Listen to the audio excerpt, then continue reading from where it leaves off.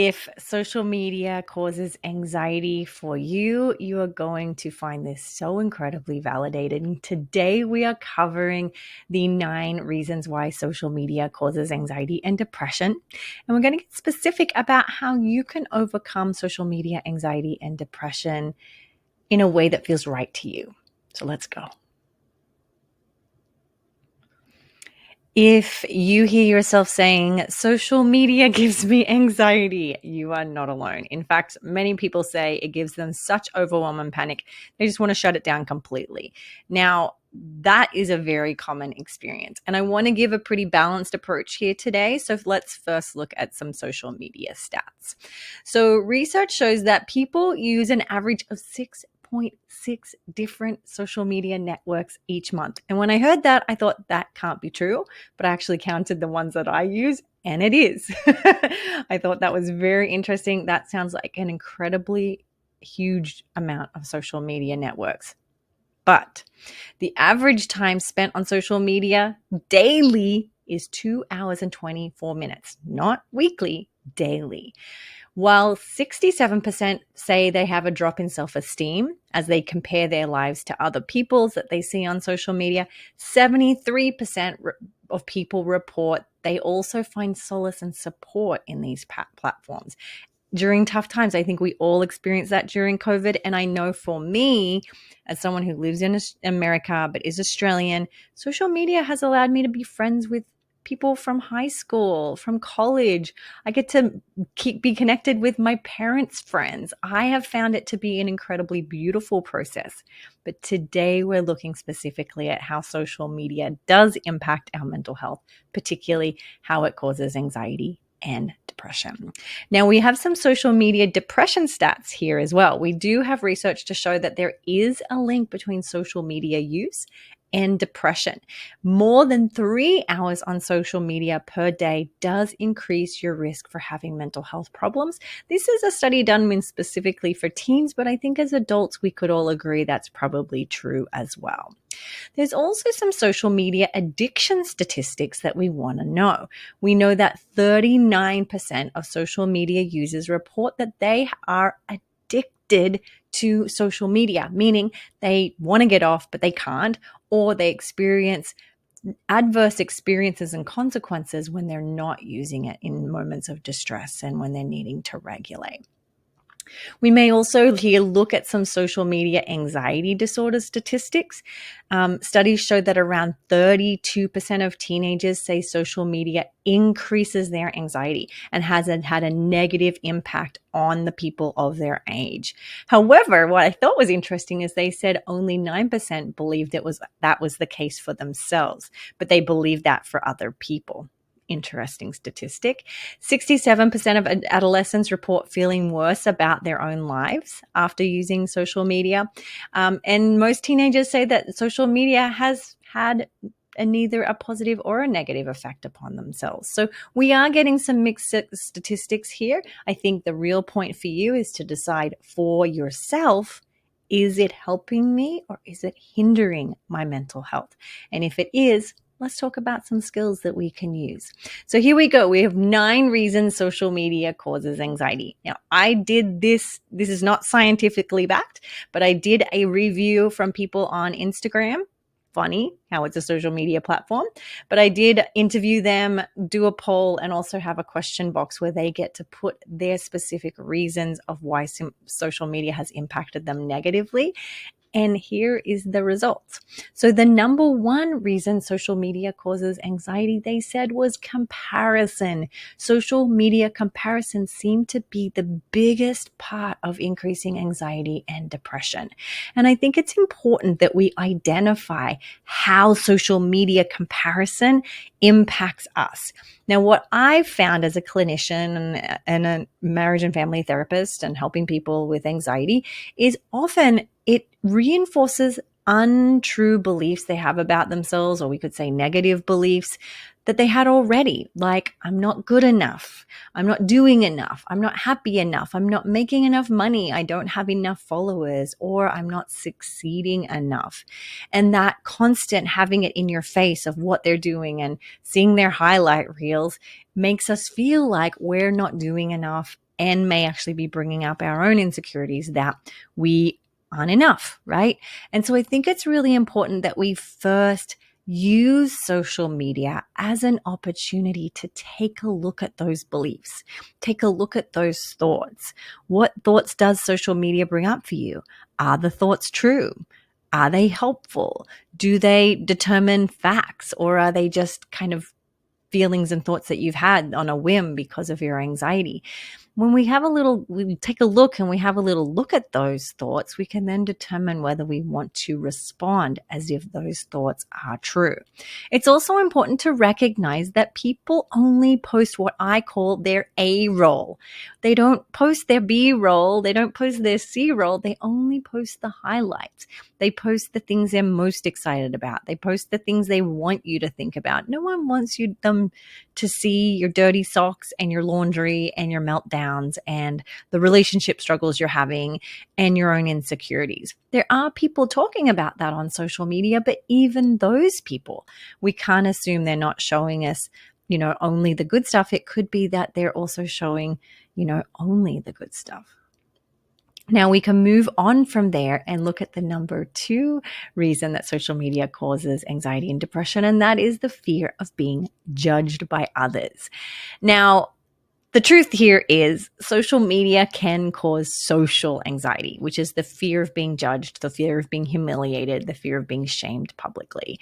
And I'm going to really encourage you guys to use social media as an opportunity to practice letting people have their opinion of you. One thing I have learned being on social media a lot and being a public figure in many, this small area that I'm a public figure in, is I've had to learn how to let people have their opinions about me.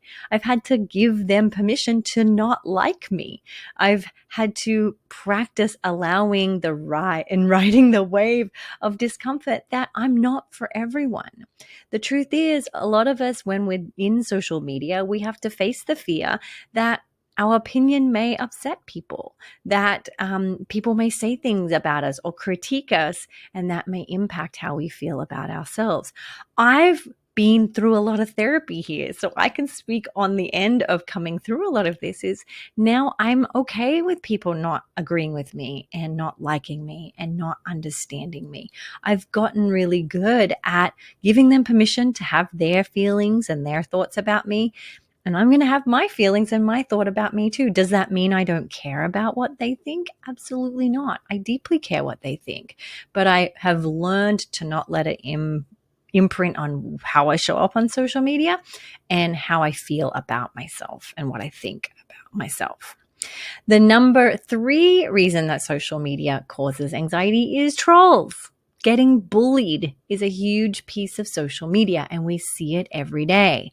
I have been trolled for years by people who are insisting on taking me down. And I have, through what I just talked about, learned to give them permission to really not like me. I've even considered their opinion and really thought about, do they have a point? How can I look at this from a place of compassion?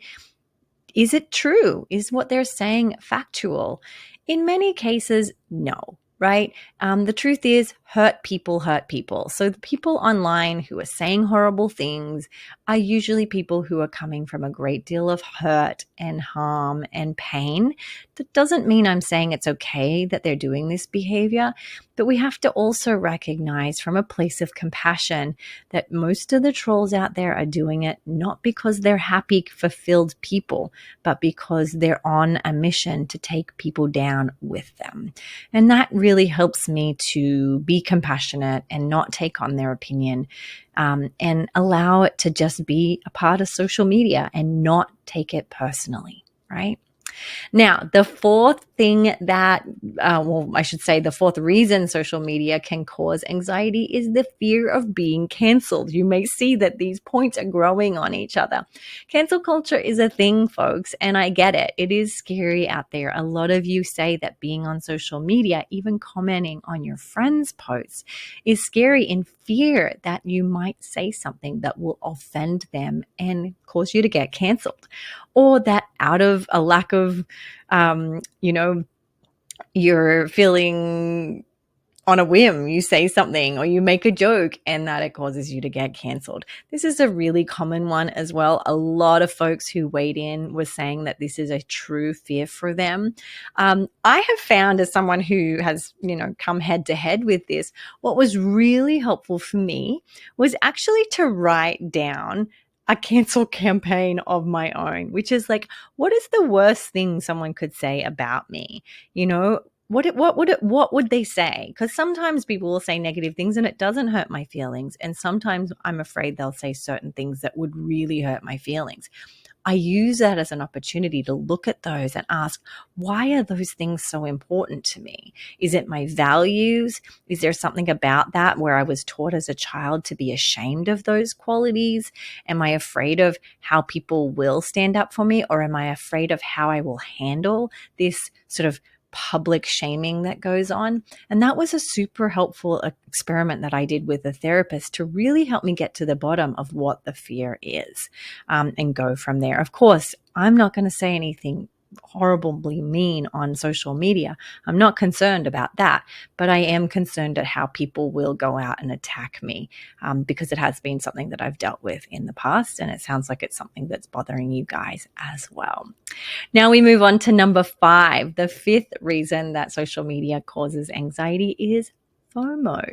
The fear of missing out is a real thing. If you have a fear of missing out, social media can make this so much worse, because often you will be seeing things other people are doing. Let's say you're just now going off to college and you see somebody else who's just starting a job in their hometown. You might be thinking, wow, that maybe I should have done that. Maybe that the fear of you're missing out on that opportunity. Maybe you chose to go to the movies and then you see a social media post about other people who chose to go to a party. Or maybe you went to the movies not knowing there was a party and then you had deep hurt feelings about not being invited.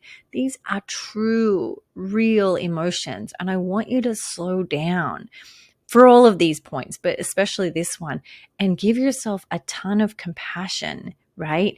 And understand that, yes, social media does have everybody's A roles, and it will mean that you will have emotions, normal human emotions like jealousy, envy, anger, resent.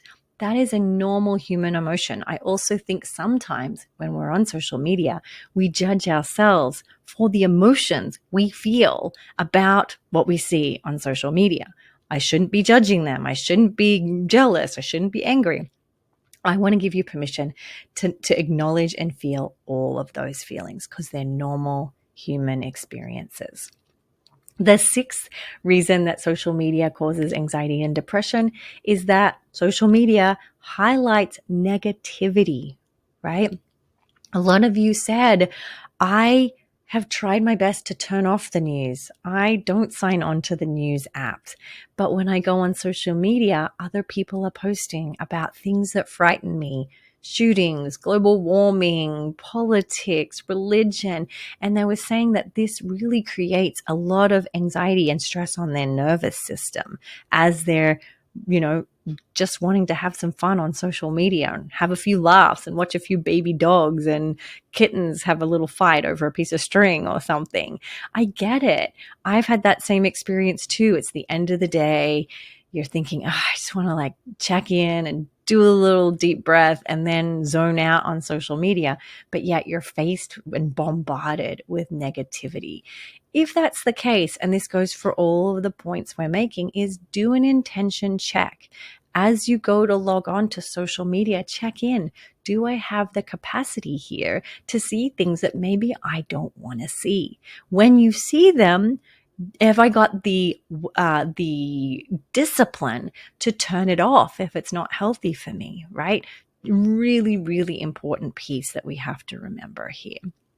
Similar to that, the 7th reason social media causes anxiety is seeing things that trigger my anxiety. A lot of you said that you go on social media and lo and behold, your exact fear shows up in somebody's feed, right? Maybe you're afraid of spiders and they've posted a photo of a funny spider, or maybe you're afraid of throwing up or getting sick and someone's posting about getting cancer and having to be admitted into the hospital. I know personally when I was sharing about, all of the medical issues I was having in 2019 and 2020, a lot of people were so kind and so loving. And some people actually reached out and said, I am so incredibly triggered. What's happening to you right now is literally my worst fear coming true. And so I get it. Again, we have to do an intention check when we go on social media and be prepared to see the things that we don't want to see, right? One thing to know here too, and this is a skill I want you to take on, or more, it's actually a strategy, is you can train the algorithm to do what you want it to. So, as you've probably already experienced, if you want to see more videos of dogs, Google or search for dogs and it will start to show you more, particularly if you watch the video from start to end. Then you can also click on things, and this is true for the news as well. When you see something that you don't want to see, you can actually click a button and say, see less of this, or block this topic, or block this hashtag. And that can be a way to help you keep your social media clean, right? Another thing to remember here, and going back to seeing other people's A-roll, is you can actually mute your friends. They won't even know if what they're doing is too triggering and it's causing you so much depression, right? Because we do know that social media can cause depression. It's okay to take a break from them, particularly if they're in your face a lot with all their successes and wins. You can mute them. You don't have to unfollow them or block them. You can mute them so you're still remaining friends. They still know that you're important to them and they're important to you, but you don't have to be seeing their content. You can take a break and set healthy boundaries with social media so that you're not continually being bombarded by what they're posting. That goes with things that trigger you as well, anxiety-wise. Now, the eighth thing that causes social media to cause anxiety is perfectionism. Now, I've actually put two things in one here, which is perfectionism and exceptionalism. And let me sort of, pull apart which is which. Perfectionism, we all know it. It's the hope to be perfect and not make mistakes. The truth is, on social media and off of social media, you're going to make mistakes. You're not going to be perfect. And you have to really bathe yourself in a ton of self-compassion when engaging on social media and giving yourself permission again to be imperfect, right? Is to let it be a little rough. You don't have to be perfect and make it curated and all the things. Some people posted about how they even had anxiety about what graphics they use, how they're making their post, whether they line up perfectly, whether the music is exactly the right thing. Again, just be real. No one wants to be friends with perfect people. Believe me, I have found much more success on social media being a normal human being who is imperfect and is just regular old Kimberly, right? And yes, there are accounts that are perfectly polished, but you have to ask yourself, is that helpful for my social media? Maybe what they're doing is good for their mental health. Is it good for mine? Right? Now, the last point on why social media causes anxiety is overstimulation. And this is a big one, and I finished with this one for a reason, is social media posts are made to keep you on the platform. That's how they make money. The reason that the posts that get sent to you and are suggested to you are so short and fast and funny is that they're promoting the exact videos and campaigns that will keep you engaged. But the problem with that is if you're engaging and consuming content that is fast-paced, short, the content is very quick and it changes 1, 2, 3, 4 really, really fast. An example would be TikTok. It actually will leave your nervous system quite overstimulated. This is a problem, folks. The overstimulation through the way the content is delivered to us does increase people's levels of anxiety, stress. It increases the chance that they engage in safety behaviors such as compulsions because you put the phone down and you're literally vibrating from overstimulation. I'm going to encourage you again to do a check-in. Is this good for me? Does this makes sense? Is the benefits outweighing the negative? And a lot of the time, the answer is no. How do we fix this? A lot of it that I have found is around setting strong boundaries with social media, right? I created a course called Time Management for Optimum Mental Health. And a reason for that wasn't because of social media, was because a lot of people who have anxiety and depression tend to engage in behaviors that actually make their anxiety and depression worse. So what we do is we actually work at scheduling the healthy behaviors first. So, and then building your day around that. If social media is a problem for you, we're going to set some limits and put some parameters and boundaries in on purpose, intentionally, to help you manage your mental health. Other resources include the fact that most phones have a shut-off time or a shut-off alarm that will alert you to when you've spent too much time. I was going to say overspent. You've overspent your time on social media. Some phones also will give you a usage report. I know my iPhone every Sunday sends me a usage report. Kimberly, your social media use is up by such and such a percent, or it's down, or you're within your limits if you set limits for yourself. I know my daughter set a social media limit for herself because she did find after a certain amount of time she was getting overstimulated and she was starting to feel lethargic and crappy, and then she wanted to not eat, not exercise, and not sing, and not do the things she loved to do. And that was a really effective move on her part. Very, very wise. Another thing to remember is all phones will have an app. There are many apps you can access that will shut your phone off so that you actually cannot access that social media app or platform once you've used a certain amount of time. And if you're someone who struggles with boundaries and really disciplined in that area, go ahead and get those apps, invest in them, because they will be better than therapy that you get, maybe, probably not, but it will be a contribution and complementary to your therapy in that you've invested in this tool to help shut down these apps if they're not helping you. Now, once again, I want to conclude with, I'm not saying all social media is bad. Again, social media has lifted me out of depression in many cases when I was having a bad day, showing me funny things. Me passing back funny, reels between my husband and I is a way for us to connect when he's at work or when he's away or when he's upstairs and I'm downstairs, right? It's not all bad. It's about being intentional and checking in on what's helping you, what's not. It's going to be different for every person. So truly listen to yourself and go from there. Now, as I always say, it is a beautiful day to do hard things. And what that means is setting limits is hard. It's not fun. It actually takes a lot of willpower. So do employ your support systems, ask for help, get a therapist if you need one who can help you implement some of these tools. As always, I hope this has been helpful, and I look forward to talking with you next week.